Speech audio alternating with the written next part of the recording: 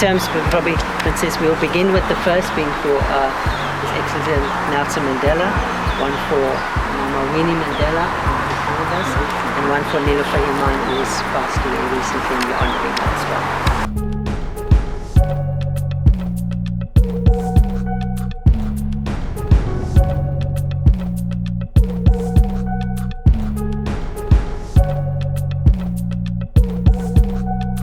Patriotic towards our own country. Why? Because these things are falling apart. They're being mismanaged. There's maladministration. Why is that the case? Why would we want to go out there and ruin our own assets? 2011, this amazing discovery was unearthed. A diary my grandmother had written some 42 years before was returned to her. And she was giving me the responsibility to decide what to do with it.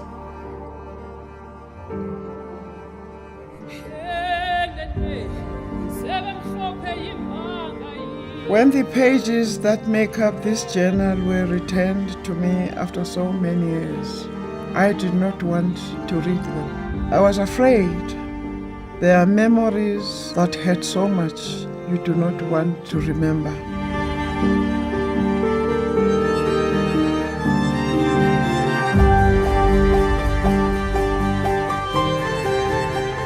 Where there is poverty and sickness, including AIDS, where human beings are being oppressed, there is more work to be done.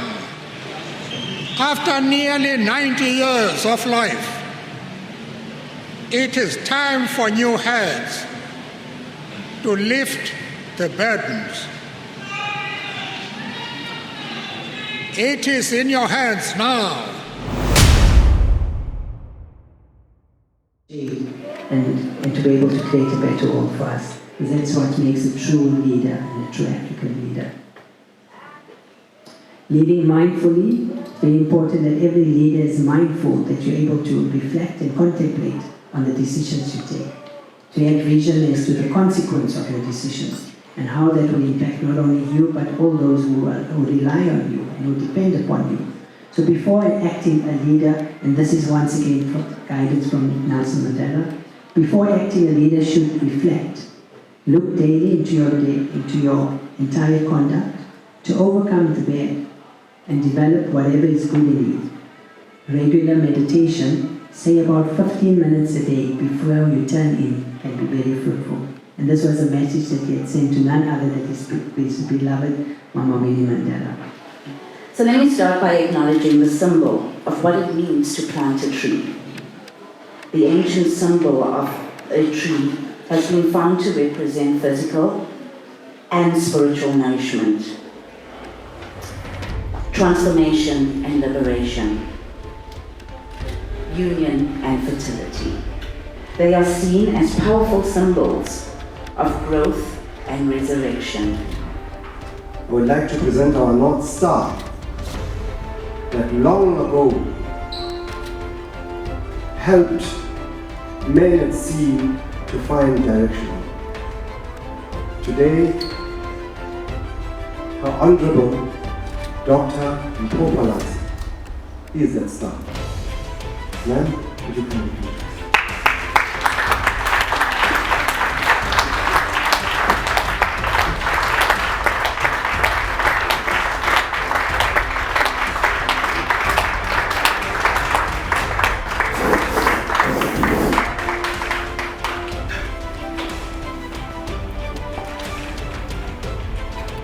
Thank you so very much.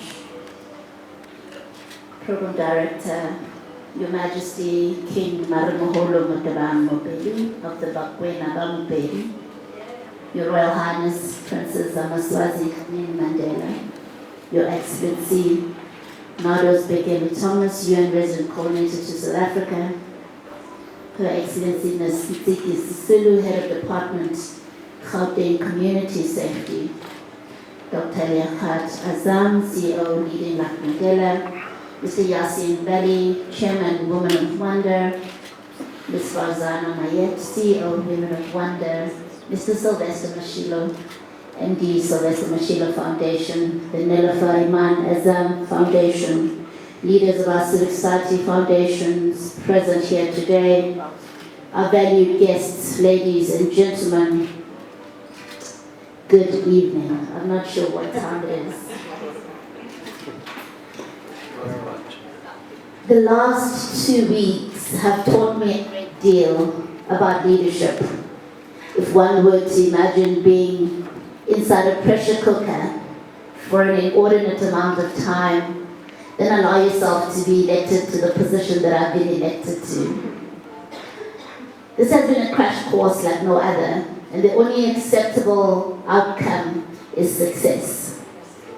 The 5.5 million souls who call the city of Johannesburg their home are counting on it. In fact, they demand nothing less. And I've just learned here today that actually the people looking at me are beyond just the borders of Johannesburg, so the pressure is even higher. And it is my considered view that our political culture is central to this unfortunate state of affairs.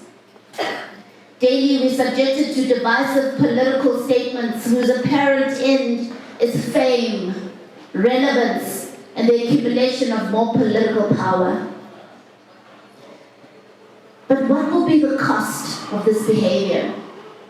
Simply, we can count on further division and further polarization. As I made this point, I wish it to be understood that I'm very much aware of the present challenges that we face as a country, and that Black people bear the brunt of most, if not all, these challenges. I stand on this fact, but I also stand on another fact, and it is this: identity politics is not good for South Africa. Ladies and gentlemen, our opening remarks for today are going to be given by Her Royal Highness. It is indeed a pleasure to welcome you all to this event, Leading Like Mandela Summit. It is in your hands to mark and commemorate the 8th anniversary since my grandfather's passing.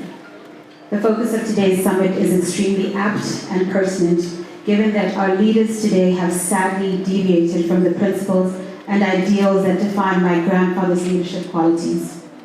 Though this is a day to laud and remember Madiba, as he was fondly referred to, for me and my family, this is also a day to reflect not only on his passing, but also my grandmother, Winnie Mandela, and my aunt, Zinzi Mandela, whom we lost sadly to COVID last year, who not only reflected the qualities of both, but was also an embodiment of both my grandparents.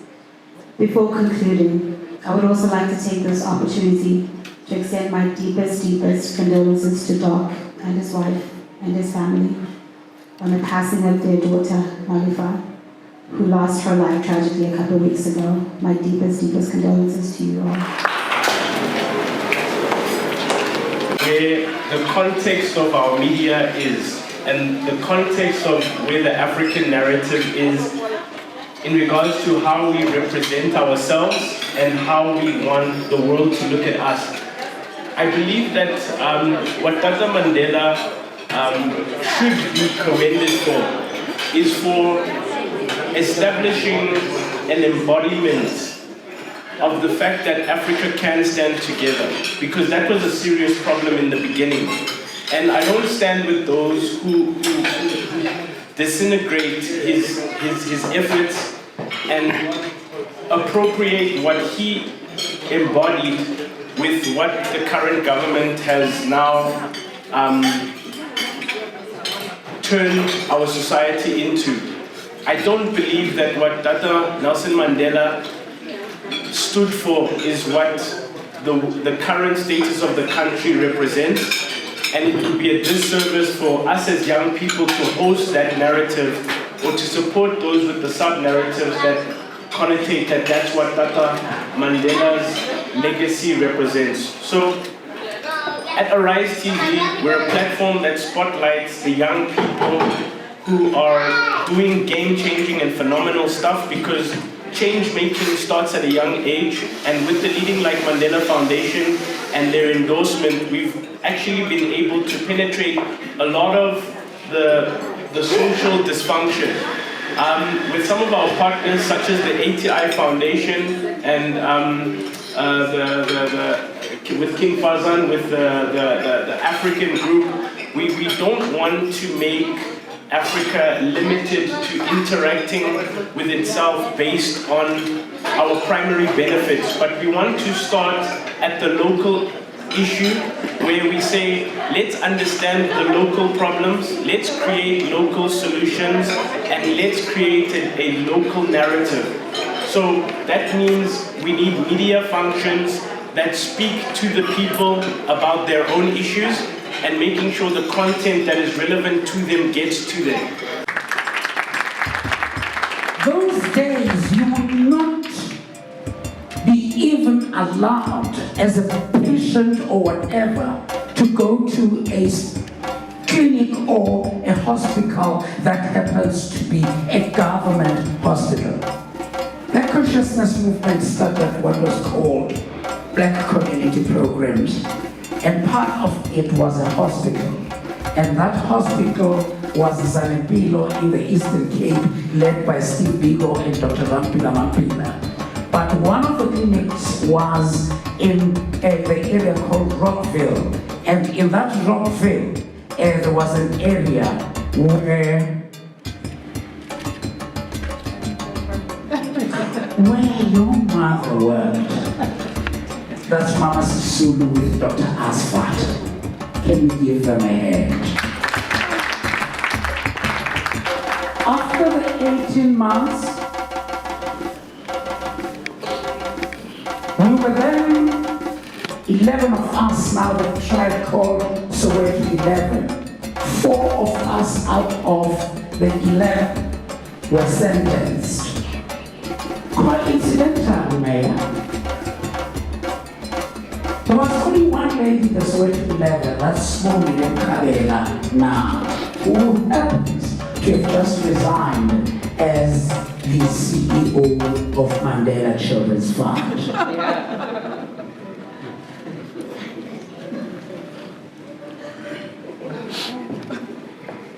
For this history, some people pay very big fees. So please, I'm going to send you my invoices after this, all of you, including you, Mayor. And then, I want to Robben Island, 3 of us, Dan Mutsitsi, who unfortunately just passed on of COVID, were sentenced and then sent down to Robben Island. Again, as we were changed, put into Susan Kruger, that happens to be the wife of the then Minister of Justice and of Police, put in a boat, underneath the boat, shipped to Robben Island, 16-year-old boy. Then a voice comes out as we're getting into Robben Island. The voice says, who is Seth Mazibuwe there? Who is Dan Mutsitsi? Who's Mefi Murube? That was Baba Mandela asking of us. And because we're coming there as children. A week thereafter, I was put in a pot. I was very small. Traveled in a pot to go to B section. That is where your father was. Coming up, grandfather. Coming from your grandfather. By the way, Baba Susu, Katrada, Toifo from Namibia, and all those. But what was interesting, it is this, that, and that's the message I want to put across here. I found myself in B section with these towering men who had very strong values. I'm coming to you, man. Those are the values we want to see in the city of Johannesburg. There is no ethical leadership. There is no ethical leadership without values. Yes. Establish first the values. Then your values will define your ethical leadership. Good evening, everyone.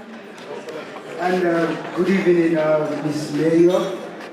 It's a privilege to stand before great people.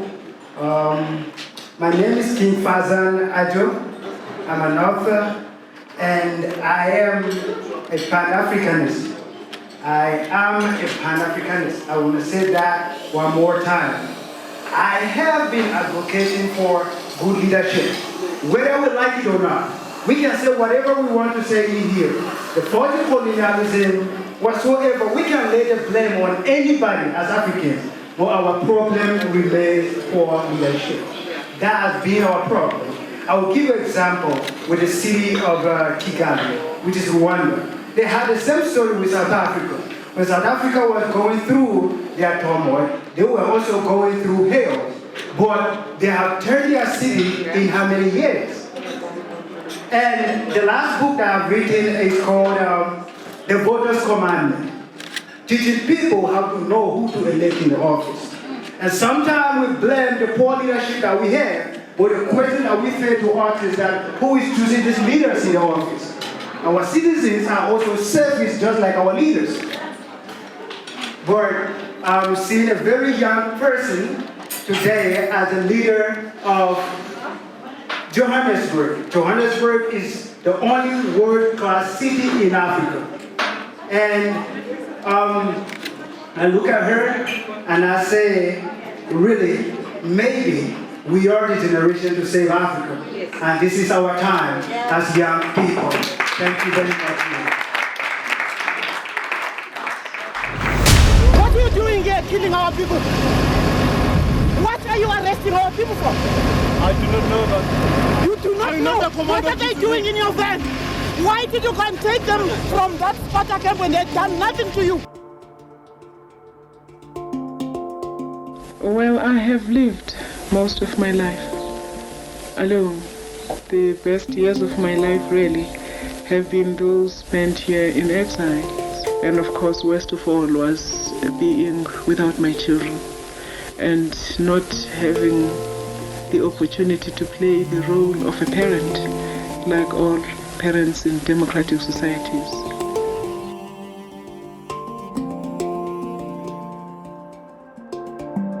In modern South Africa, and what I have seen is absolutely remarkable. This country is stuck to its culture.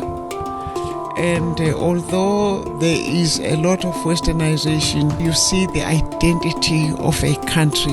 Africa needs to redefine the concept of democracy. There has to be democracy of a special type applicable to our continent.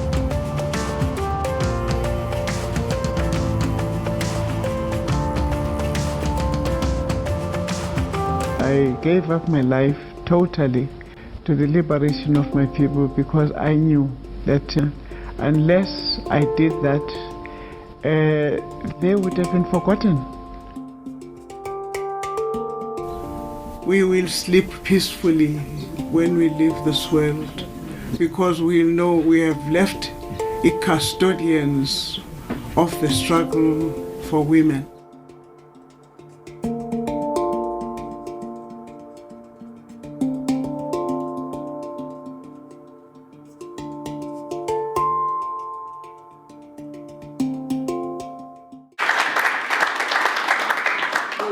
I never thought in my life, and the many, many, many functions that I've spoken to, that I'd ever be given a tribute by a mayor of a first-class city in Africa and around the world. For that, there is not enough thank you, or no thank you is good enough. Thank you, Liaquat, for asking me to put this together. Thank you, Doctor, for that tribute.